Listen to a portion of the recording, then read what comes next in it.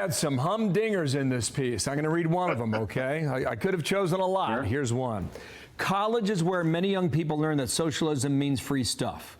They are indoctrinated to blame capitalism for racism, inequality, and climate change.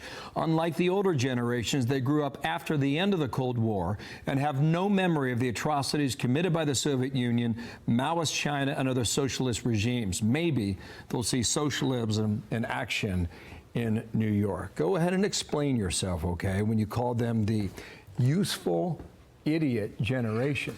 That's tough. Well, because they don't really know in depth the things that they've been adopted or indoctrinated with.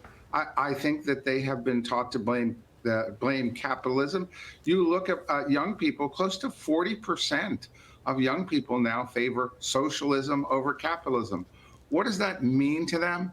It doesn't mean Venezuela or Cuba to them. It means free stuff, free rent, free buses. And we all know that you can't have just free stuff.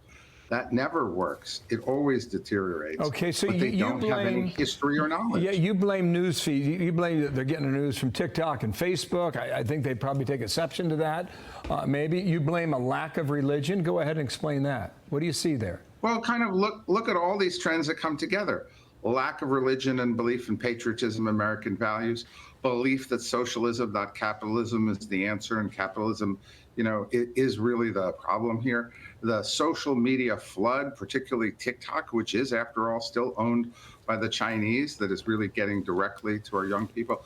I think when you put this all together, you see how somebody like Mamdani, who's got very, anti-Semitic socialist views, can come out ahead on top.